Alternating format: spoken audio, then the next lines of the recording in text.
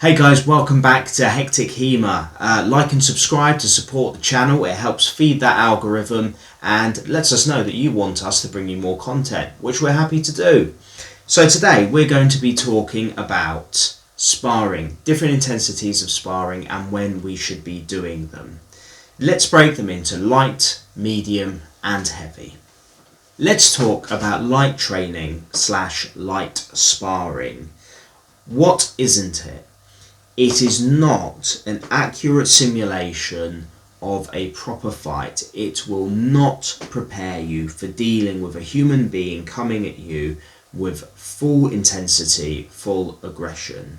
So what is it good for? A number of things actually, and it's fundamental to HEMA training. Light training is excellent when you get to a club and you are learning a new technique. You are learning a new play from a master and you are trying to learn the biomechanics and gain the muscle memory needed in order to pull those techniques off with the correct form, the correct distance, measure, tempo and precision that you need when you're using the weapon. So when do we use this? So we see light training is used for something really specific. It's integral actually, because especially when we first start HEMA, what we are trying to do is build up muscle memory and good technique, and also gain some experience in how we're supposed to be using these weapons. Because sometimes they don't move like we expect them to. Sword and buckler is a prime example. Lots and lots of winding work. Rapiers also very similar. Capoferros in particular, lots of blade work and playing, gaining the blade. This isn't stuff that you just pick up overnight. It takes drilling, and you've got to give yourself and your training partner the opportunity to do it low intensity so you can feel the technique and memorize the movements with your body. What isn't light sparring? Well, I've already said light sparring will not prepare you for the aggression and intensity that you will need in order to win a HEMA fight. It's just not going to happen. You might have great technique, but you cannot learn how to fight properly if you do not pressure test yourself. And this is maybe where certain martial arts systems have fallen by the wayside in previous years and been sadly caught out when they've been caught fighting things like MMA. I'm sure you can kind of imagine the situations I'm talking about. Pressure testing is absolutely necessary when we are doing HEMA. So what kind of drills could you be doing with light training and intensity? Well, you'll see on your screen now, I'll give you an example, a training clip of myself and one of my friends from the HEMA club working on a very specific drill with very little gear on, so we're having to go at low intensity. One, so I don't get hurt, and two, so I can start just practice warming up and getting those biomechanics going, getting that muscle memory going. And I'm drilling very specific things. I'm drilling moving my vita, moving my core offline or away from my opponent's blade. I'm practicing my correct measure. In this, my correct measure is being outside of his measure so he can't strike me. And thirdly, I'm training blade beating, which is something that Saviolo talks about in his work, which is an act of beating the rapier aside when it comes in for an attack. It's a very specific drill.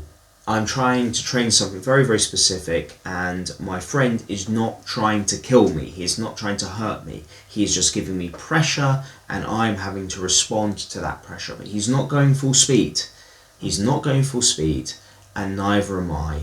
We're just trying to move and flow, and there's an understanding that we're not trying to hurt each other, and there's no ego involved in this situation. So what happens when you've learnt the technique and now you want to pressure test it with some oomph? Well, you go up to medium training and medium intensity sparring. What does that mean? Let's start with medium intensity training. In medium intensity training, you and your training partner are going with some feeling into the situation. You're not trying to hurt each other, but what you're trying to do is give them something to work with. You're not just placing your blade there as an item in front of somebody. They actually have to work to get the technique a little bit. You're not just going to give it to them. just because they put your blade against you. You're not going to let them gain the blade with ease. You're not going to move your blade offside on purpose. You are going in with some intent, and that intent is to push through your opponent's guard potentially and actually be able to tap them lightly or something like that. And your opponent, or you, if you are the receiving end of the drill, have to respond in the appropriate way. So you need to respond with increased tempo and with a little bit more force. So more force. You are trying to work the technique in good time with good intensity. You're trying to make the drill more real without it being dangerous. And a lot of the times this is achieved by using safety gear just in case you get hit. So for example, your opponent might come in with a good cut with the intent to hit you, and if worse comes to worse, you've got your mask on and you've got your jacket on, you've got your gloves on, you don't need to worry really. But you're going to feel it if they hit you. But the key thing is your opponent, if you are the person trying to pull off the drill, is not trying to beat you.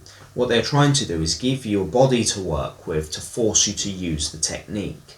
Likewise, when you're pulling off the technique, you are not trying to cut off their head or run them through, you are just trying to perform the technique, and control is really important in these situations. I can't stress it enough, we need to be able to control ourselves as martial artists, otherwise we're just not performing the technique correctly.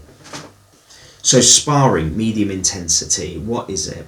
This is probably what you're going to be doing 9 times out of 10 at a HEMA club on free play Mondays, or in that last half an hour at the end of the session.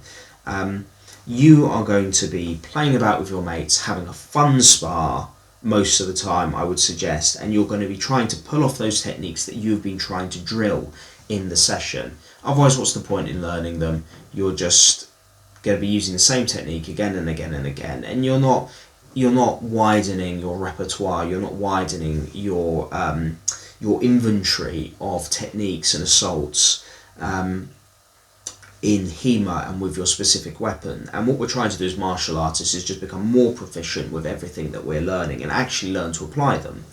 Otherwise they're just dead techniques in a manual.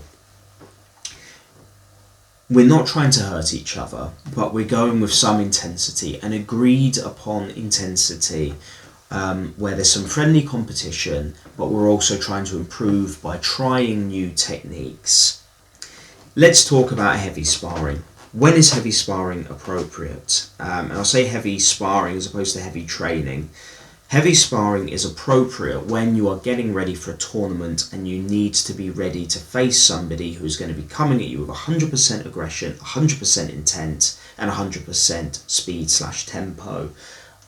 Nothing is going to prepare you for that situation unless you put yourself in that dark place. We used to have this saying at one of my old dojos, put yourself in a dark place. And it was one of the most valuable lessons I ever learned. You put yourself in a dark place, in a place that makes you feel uncomfortable. It makes you feel an adrenaline rush. It makes you feel overwhelmed. It makes you feel out of control of the situation. And you learn to adapt and play comfortably in that zone.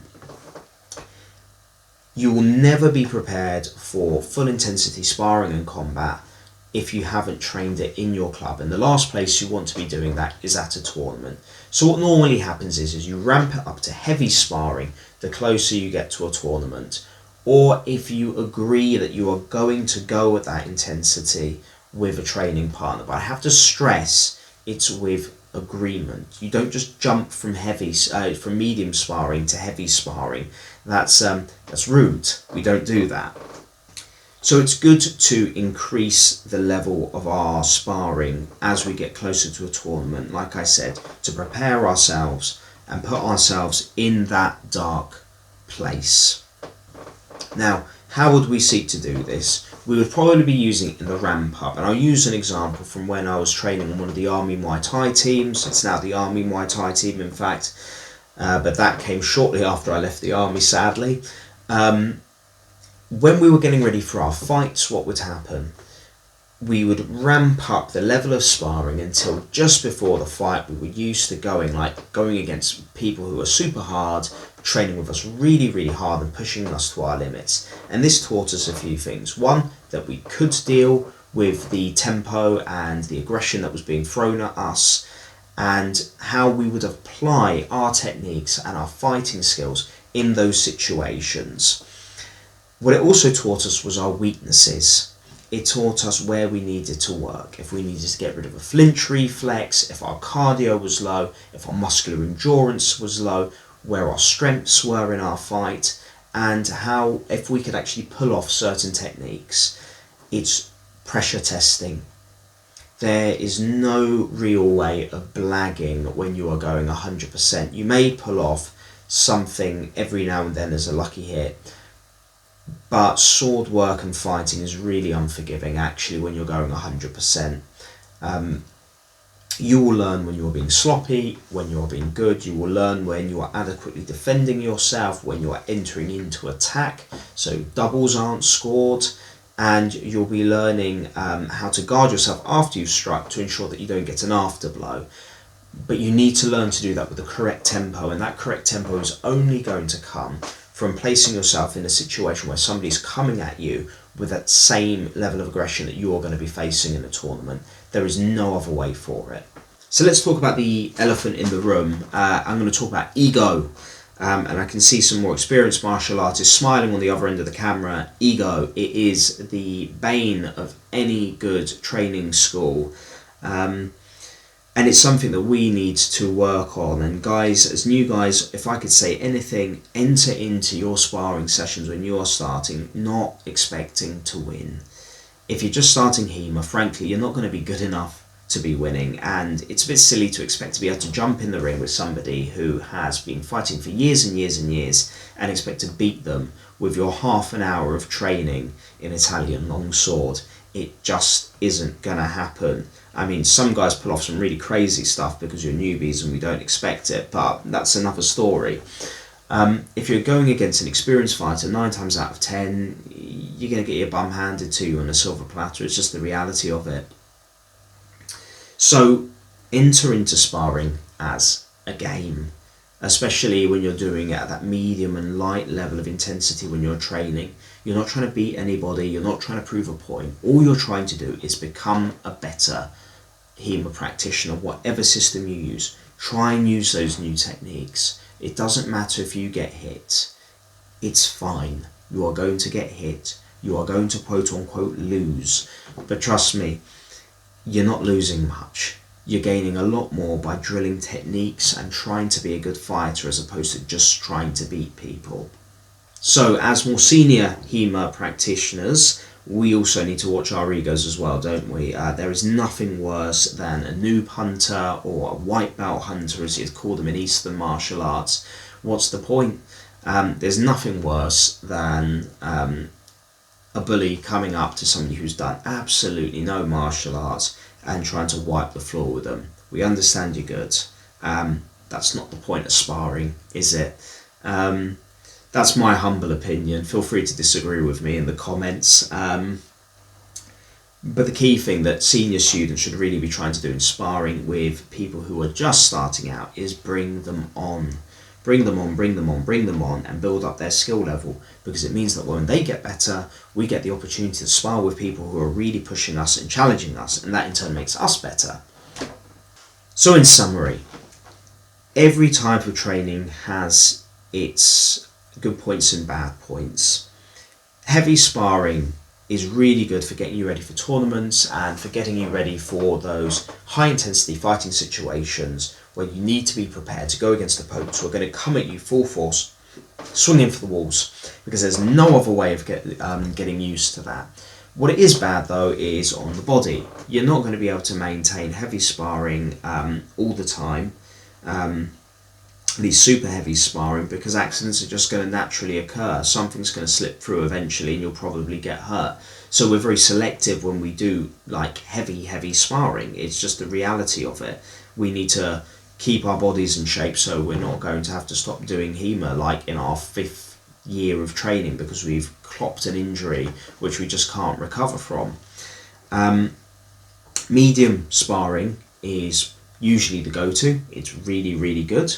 On the plus side, there's absolutely nothing that can replace heavy sparring in terms of preparing for a tournament. You just need to be able to put yourself in that dark place and thrive there, frankly. You need to be able to be there knowing that you can do all the techniques that you need to do under pressure. Medium sparring is really, really good when you are just generally day-to-day training, and it's a good build-up and a good maintenance kind of level of sparring to, one, improve your techniques under pressure, and two, start to build into that heavy training without the fear of going hell for leather all the time. And I guess there's a kind of crossover mix between heavy and medium, but that's for you and your partner to decide. Light training as opposed to like super light sparring, though there's a place for light sparring as well. What's light sparring good for? It and training, it's really good for technical work. It's really good for getting those muscle memory, motor skills in, so you know when to do things and how to do things at a slow tempo. But it's absolutely useless if we don't take it up to the next level. We do need to pressure test things eventually. Otherwise, we're not practicing the art as it's supposed to be practiced, and that is in combat. So guys, I hope this has been a useful little video on how hard we should be sparring and the benefits of light, medium and heavy training sparring, and when we might consider doing them. Please like, subscribe, leave your comments down there, let us know what you think. If there's any kind of other tips or tricks you'd recommend to people who are just starting out, it's always really good to get other people's feedback and it lets us know where we're going. Please join us next time for more tips and tricks on Hectic HEMA, and we will see you soon with a review of the Superior Fencing Starter Kit 1 and whether we think it delivers bang for your buck as a starter piece of training equipment / bundle. And as always, have fun, stay safe, keep training HEMA, feel that passion, and we'll see you next time.